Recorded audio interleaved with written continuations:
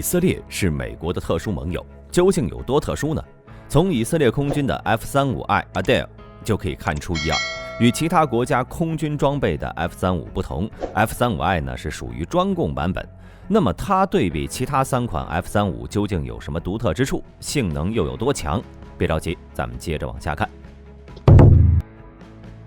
从上世纪60年代后期呢，美国开始向以色列提供一线战机，例如 F-4E 鬼怪2。1976年 F-15A 空优战机又取代了 F-4E。到了1980年，以色列空军的 F-15A 又被先进的 F-16A 战损多用途战机取代。接着又是 F-15C、F-15I 攻击战斗机，以及 F-16C 和 F-16I 战斗机。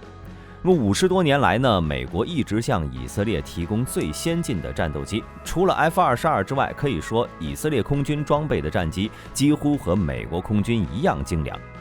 1996年11月16号，美军正式启动了 JSF 项目。此后，洛马的 X-35在与波音的 X-32竞争中胜出，诞生了后来的 F-35。而值得注意的是 ，F-35定型后，美军在开发机载系统时选择了和盟友联合研制的模式。由于美国和以色列的关系比较特殊，美国除了向以色列提供军事援助外，还在财政等方面提供支持。因此，在2003年，以色列国防部就签署了一份价值近2000万美元的正式协议，作为安全合作参与者，加入 F-35的系统开发和演示工作中。了解的朋友应该知道以色列向美国采购的武器基本上都经过了魔改，不管是大哥提供的最先进装备，还是战场上缴获的战利品，无不改个面目全非。目的很简单，那就是实用。一直以来呢，以色列就是要利用有限的装备发挥出来无限的价值，确保手里的武器是没有废品。纵观以色列的征战史，在他手中的装备呢，虽然不是最先进的，但绝对是最实用的。即使像 F-16、F-15这样由美国生产和列装的主战装备，其最好战绩也都有部分是以色列人创造的，甚至有些时候连大哥美国都要向以色列取经。而以色列作为全世界第一个列装 F-35的外国客户，当时参与了美军开发的过程中提出的改装要求，那也是相当的多，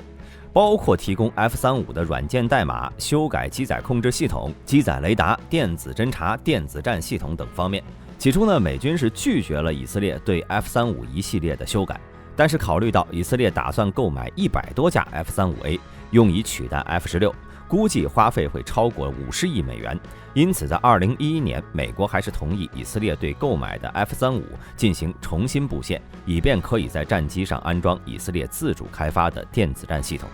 与此同时，为了让交易更有吸引力，美国还表示，这些安装了以色列制造的零部件和系统的 F-35将被命名为 F-35I Adel。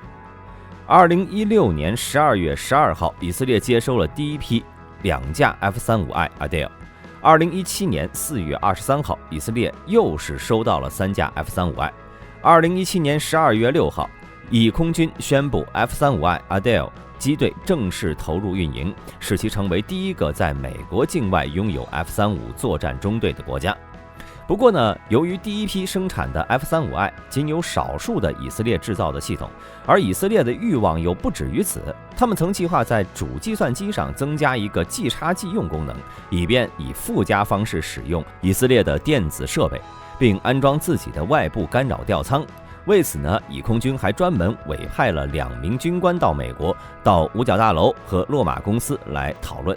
如何将以色列的技术融入战斗机的问题。但在双方的交涉下，以色列发现 F-35呢与以往的4代机不一样在加装武器方面受到系统限制，不只是简单的改装就能实现的，需要进行大量的数据修改、测试、兼容等操作，最后还要收集数据、重新编写源代码等等步骤。与其将自己的需求一条条罗列给洛马公司，还不如自己引进一架样机来测试，这样就可以随心所欲地魔改了。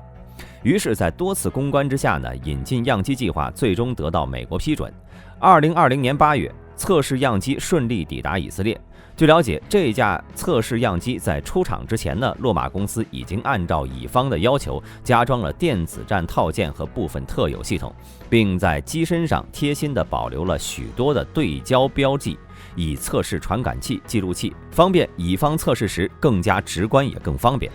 此后呢，以色列开始对 F-35加装国产武器，负载后对机体和机动性的影响、机翼改造效果分析以及操作系统性能等方面进行测试。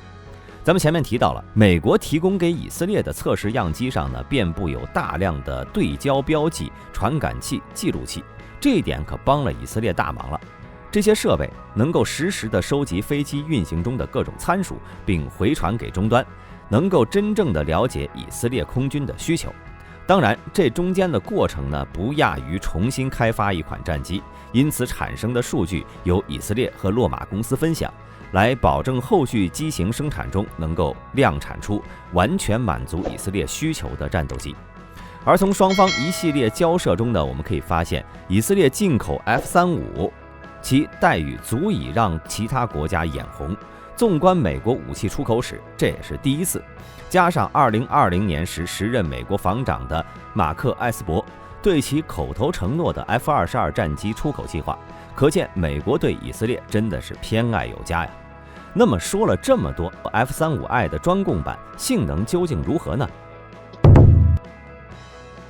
F-35I Adel 中的 Adel 是希伯来语伟大的音译，也可以看作呢，它是以色列版的 F-35A。一架以色列空军高级官员表示，这架飞机呢被命名为 F-35I， 是因为它安装了以色列具有独特性能的系统。换言之， F-35I 的战术技术性能在全世界那都是独一无二的。其中一项最关键的技术，那就是把以色列国产的 C4I 系统集成到了 F-35I 上。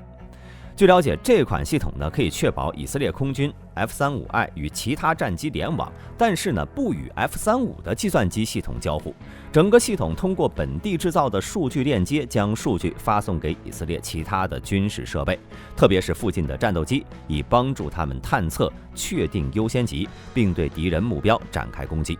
这项技术对于以色列来说呢至关重要。一直以来，以色列饱受周边国家火箭弹袭扰，单黎巴嫩地区的游击组织就拥有多达15万枚战术火箭。一旦发生战争呢，到处遍布针对以色列的火箭发射点，其数量是相当惊人。面对这种情况，以色列必须快速地获取火箭发射地点的数据，并且对其进行处理，然后迅速制定出一份优先打击的目标清单，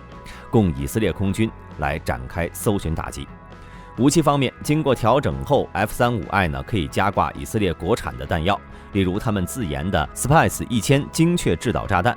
Spice 系列制导炸弹呢是以色列拉斐尔先进防御系统公司研发的产品，它的性能可以和美国的 JDAM 联合直接攻击弹药相媲美。其中呢 Spice-1000 通过附加组件可以将卫星和光电制导系统固定在一枚非制导的MK83 454公斤炸弹上，并且它不仅可以基于 GPS 来攻击目标，还有一个手动的人在回路引导选项，这样就可以手动将炸弹放置在目标上，或者在必要时终止攻击。这里的人呢，在回路中是指武器操作员在经过第一次指令输入后，仍有机会进行第二次或者不间断的指令更正。同时，由于 Spice-1000采用了可折叠的平直翼设计，所以它的作战范围高达100公里，其性能非常优异。另外 F-35I 还装备了以色列的 Python-5 红外空导弹，这款导弹呢也是由拉斐尔公司开发的，作为超视距导弹，具有发射后锁定的功能，这就意味着它完全可以从 F-35I 的内部武器舱中发射，并且依靠其自身动力锁定敌机。并且呢 Python-5 还具有全方位攻击能力。不过这款导弹最大的亮点还是它导引头相当先进，包括光电和图像红外寻敌，可以通过扫描目标区域敌方飞机，然后锁定以进行终端追踪。根据以上几个主要的特性综合分析，大兵认为，截止目前 F-35I Adel 作为以色列独一无二的国防战略力量，未来呢，他们很大概率会装备更多的 F-35I。此外呢，有消息称，比空军对 F-35B 短距垂直起降型呢也是很感兴趣，而且以色列对 F-35B 感兴趣也是有原因的。受限于国土面积，他们固定的飞机基地很容易成为敌方目标，并被摧毁。因此，一直以来呢，以色列都将战机分散部署到偏远地区。类似 F-35B 这种短距垂直起降的战机就很符合这种战略部署，不排除未来以色列还将以同样的研发模式从美国引进 F-35B。总而言之呢，凭借其现代先进技术，以色列的 F-35I Adel 作战能力是不可小觑的。装备这种战机后，扩大了以空军的执勤和作战范围，为此他们还重新制定了战略作战方式。据媒体报道，以色列申请购买 F-35之后呢，就已经开始研究为它加挂油箱了，从而增加航程。目前整个计划已经取得了一定成果。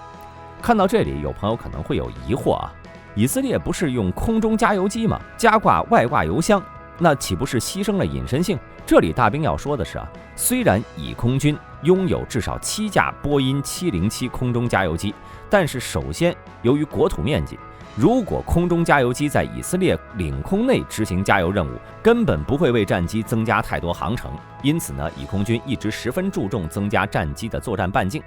从 A4 攻击机、F4 战斗机再到 F16， 他们几乎都会为其增加外置油箱，例如保型油箱和副油箱。公开数据显示，目前呢 F-35I 在没有空中加油支援的情况下，作战半径约为1200公里。那么以空军认为，这根本不足以支撑它深入到伊朗境内执行作战任务。所以，尽管增配外置油箱会破坏隐身性，但是对于以空军而言，明显作战半径更加重要。而值得注意的是，洛马公司了解了以色列的需求后呢，也想方设法的再给 F-35增加航程。他们曾提出给 F-35I 增加外置油箱的方案。这个方案呢，虽然会让隐身战机变得名不副实，但是确实能增大大约40%的燃油总量，使其作战半径接近1700公里。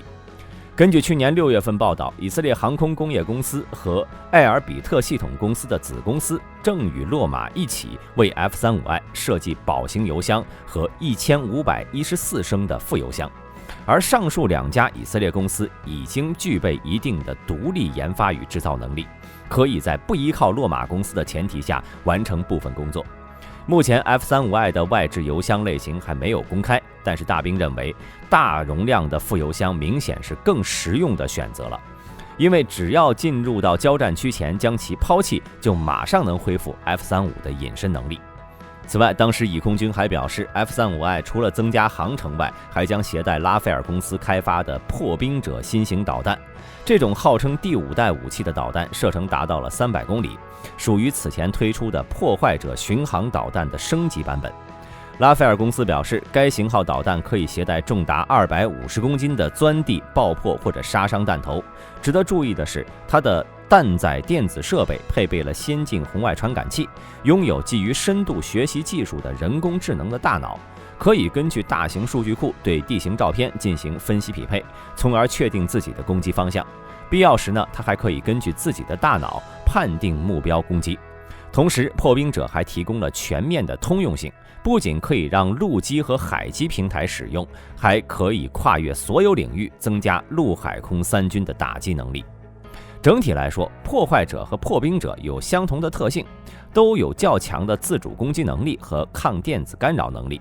只是使用范围不同而已。在打击能力方面呢，明显破冰者是更胜一筹。此外，以色列设计师还为破冰者制作了适配多种飞机的悬挂模块，无需经过特别调整，可以随时搭载在 F-16、韩国的 FA-50、瑞典雄鹰等机型上发射。至于这种设计目的，就是为了出口，可以供多个国家空军军队选择。目前已经有多国客户表达了浓厚的兴趣。虽然目前还没有消息证实这款弹药是否已经在以色列军队服役了，但是按照惯例来讲，拉斐尔公司的产品很少会将没有在国内服役的产品出口。综上所述，以色列的军工科技之路值得世界许多国家学习，他们针对自己的需要，曾推出了各种各样的魔改武器装备。那么很久以来呢，以色列对伊朗的核计划一直视为眼中钉肉中刺，欲除之而后快，曾多次扬言要对伊朗的核设施进行打击，但始终未能实现，没有实质的大规模空袭行动。而很重要的一个原因呢，就是以色列的 F-35I 的腿太短了。而现在他们已经找到了方法，扩大了其 F-35I 的航程，再加上新型的导弹，未来呢 F-35I 将可以轻松地深入到伊朗腹地，对目标实施打击了。好了，本期视频到这里就结束了，我是大兵，我们下期视频再见。